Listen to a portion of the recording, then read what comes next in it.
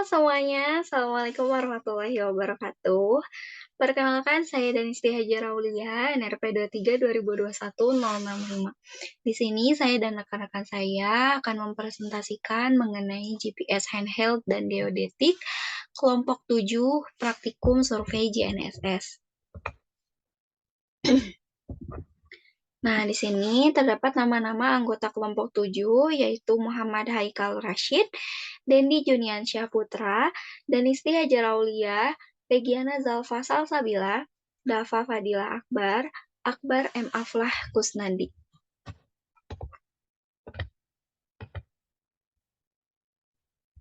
Kemudian, outline pertama yang akan saya bahas yaitu mengenai GPS handheld. Jadi, apa sih GPS handheld? GPS handheld merupakan bagian dari GPS navigasi. Sebagaimana kita ketahui bahwa GPS dibagi menjadi 3 tipe, yaitu GPS navigasi, GPS geodetik, dan geodetik dual frekuensi. Nah, GPS navigasi ini memiliki ketelitian 3-6 meter saja. Selain berfungsi sebagai alat navigasi, GPS handheld juga digunakan untuk pemetaan. Nah, alat GPS navigasi yang familiar digunakan yaitu GPS Garmin. Nah, teman-teman, berbicara mengenai alat atau perangkat, itu pasti erat kaitannya dengan kekurangan dan kelebihan. Nah, kekurangan dari GPS handheld ini yaitu tingkat ketelitian atau tingkat keakuratannya tidak bisa ditingkatkan menggunakan metode diferensial GPS, sehingga ketelitiannya hanya 3-6 meter saja. Kemudian kelebihan dari GPS handheld ini yang pertama yaitu user friendly.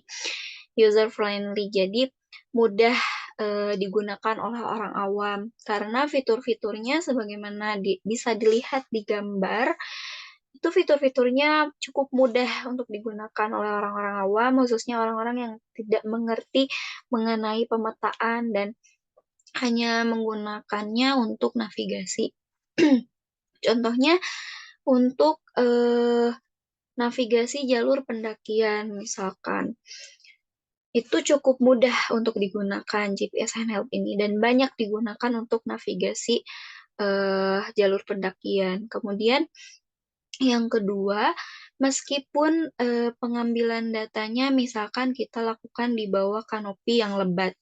Nah, GPS handheld ini memiliki kelebihan yaitu penerimaan sinyal satelitnya cukup baik jika dilakukan di bawah kanopi yang cukup lebat gitu.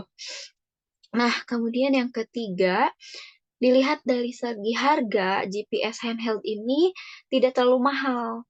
Jadi, biasa dan banyak digunakan di bidang pendidikan, khususnya untuk bahan ajar atau bahan pembelajaran. Jadi, meskipun GPS handheld ini memiliki ketelitian yang kurang atau ketelitian yang di atas 3 meter ya, eh, itu tetap bisa digunakan untuk penentuan posisi. Jadi kita tetap bisa menggunakannya untuk penentuan posisi menggunakan sistem koordinat geografis ataupun UTM. Kemudian selain digunakan di bidang pendidikan, sebagaimana yang sudah saya sampaikan, bahwa GPS handheld ini selain digunakan untuk navigasi, juga bisa digunakan untuk pemetaan.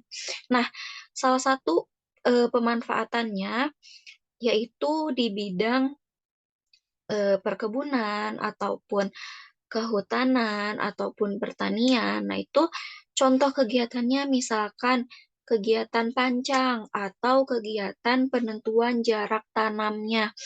Nah, itu bisa digunakan untuk pemetaan. Namun, yang mesti digarisbawahi di sini yaitu karena GPS handheld ini memiliki ketelitian 3-6 meter, jadi ketelitiannya kurang baik untuk pemetaan. Jadi pemetaan yang dimaksud di sini adalah pemetaan yang skalanya kecil, bukan skala yang besar, sehingga masih bisa digunakan untuk pemetaan seperti itu.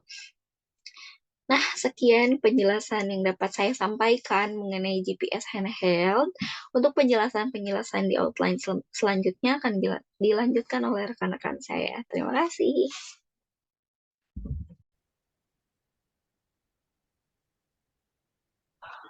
Baik, Assalamualaikum warahmatullahi wabarakatuh.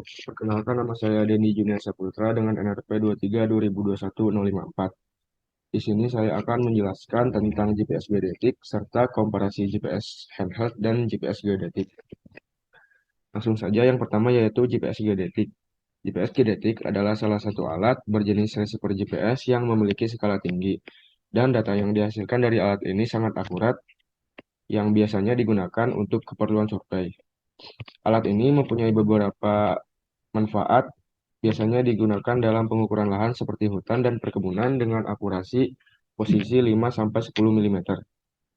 GPS geodetik ini mempunyai ketelitian pengukuran yang cukup tinggi, yaitu sampai order milimeter.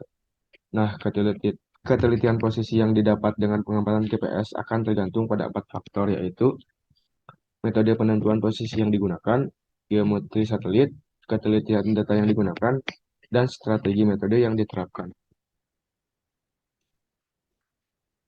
Berikut merupakan komparasi GPS handheld dan GPS geodetik. GPS geodetik adalah GPS yang mempunyai ketelitian tinggi sampai milimeter.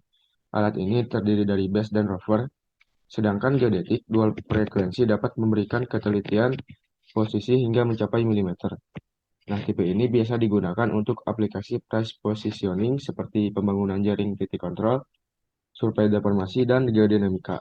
Sedangkan akurasi dari GPS Garmin tidak dapat ditingkatkan dengan metode diferensial GPS, sehingga akurasi posisi yang dihasilkan tidak terlalu akurat, yaitu berkisar di 3-15 meter.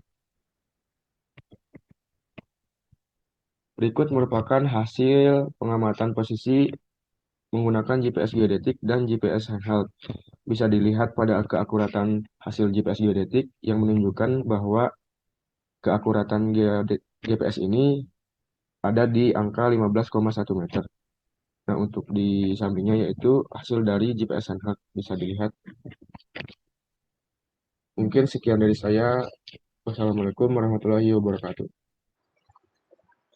Nah, kan nama saya Muhammad Karasid, NRP 23 2021 053. Di sini saya akan menjelaskan GPS statik dengan mode radial.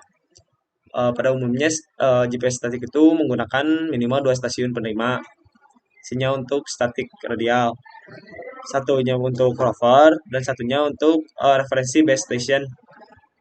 Terus jarak antara kedua ini stasiun itu disebutnya baseline.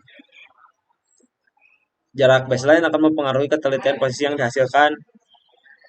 Terus metode radial ini pada umumnya menghasilkan tingkat ketelitian posisi yang rendah, namun waktu survei yang lebih cepat berdampak pada biaya operasional yang lebih rendah dibandingkan dengan mode jaringan.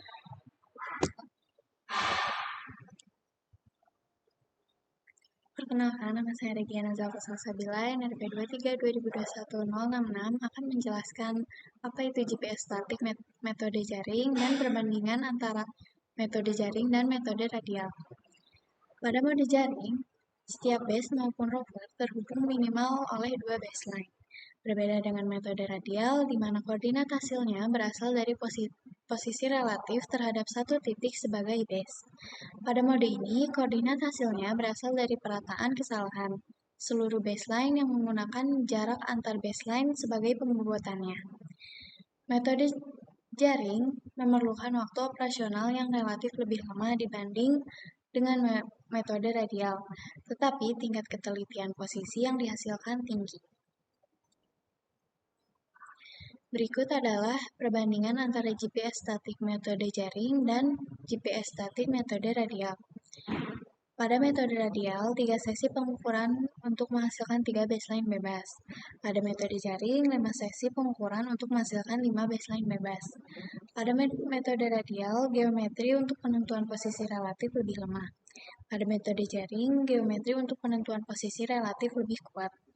Pada metode radial, waktu akuisisi dan pengolahan data relatif lebih cepat. Pada metode jaring, waktu akuisisi dan pengolahan data relatif lebih lama. Pada metode radial, biaya logistik, transportasi, dan akomodasi lebih murah. Pada metode jaring, biaya logistik, transportasi, dan akomodasi lebih mahal. Dan yang terakhir, pada metode radial, kontrol kualitas relatif lemah. Dan pada metode jaring, kontrol kualitas relatif kuat. Assalamualaikum warahmatullahi wabarakatuh. Perkenalkan, saya Akbar Muhammad Afla, NRP 23/2021-069. Di sini saya akan memaparkan pembacaan dan cek kualitas data Rinex. Data Rinex ini diambil dari alat GPS Geodet. Rinex yang kepanjangannya Receiver Independent Exchange Format, yaitu format pertukaran data untuk raw data satelit. Hal ini membuat pengguna dapat melakukan post-processing pada data untuk menghasilkan data dengan ketelitian yang lebih tinggi, biasanya dengan data yang lain yang tidak didapatkan dari receiver, seperti model jaring dan kondisi atmosfer pada saat pengukuran. Meskipun receiver dapat menghitung posisi secara real-time, namun posisi yang dihasilkan secara real-time itu masih mengandung banyak kesalahan, sehingga perlu dilakukan post-processing untuk hasil yang lebih akurat. Rinex memungkinkan pengolahan dan pembuangan hasil dari receiver, serta pengolahan offline dengan banyak aplikasi. Pengecekan data ini dilakukan untuk mengetahui waktu mulai dan berakhirnya sebuah pengamatan untuk mendapatkan nilai multipath yang terjadi, internal perekaman, total satelit, dan juga informasi lainnya. Sekian dari saya. Wassalamualaikum warahmatullahi wabarakatuh. Assalamualaikum warahmatullahi wabarakatuh. Om Swastiastu, Namo Buddhaya, Salam Kebajikan. Izin memperkenalkan diri, nama saya Depak Fadil Akbar dengan NRP 23/2001-068. Di sini saya akan menjelaskan kesimpulan dari kelompok kami. Kesimpulannya adalah GPS atau Global Positioning System adalah sistem navigasi satelit yang menyediakan informasi lokasi dan waktu dalam berbagai kondisi cuaca, dimanapun di atas permukaan bumi, sepanjang masih menerima sinyal GPS yang dipancarkan dari satelit. Pada dasarnya, GPS dibedakan menjadi 3 tipe, yaitu GPS navigasi, GPS geodetik, dan geodetik dual frekuensi. Dalam metode penentuan posisi, dengan GPS menggunakan metode diferensial statik, terdapat dua jenis moda, yaitu moda radial dan moda jaring. Metode diferensial statik dengan moda jaring akan memberikan ketelitian yang lebih tinggi dibandingkan dengan moda radial, karena jumlah data pengukuran dalam satu titik pengamatan lebih banyak. Dan berikut referensi daftar pustaka dari kelompok kami. Yang pertama ada Mayudi dengan ilmu kuku tambang, Padang, UNP. Nomor 2 ada Farida, penelitian dasar-dasar pengoperasian GPS Garmin bagi mahasiswa Fakultas Pertanian Universitas Muhammadiyah. Yang ketiga ada dari Riandra, studi perbandingan penentuan posisi grafis berdasarkan pengukuran dengan GPS. Dan keempat ada Kasfari, pengamatan penurunan muka tanah Kota Semarang tahun 2017, Jurnal Geodesi Undip. Cukup sekian pemaparan dari kelompok kami. Mohon maaf bila ada salah kata. Wassalamualaikum warahmatullahi wabarakatuh.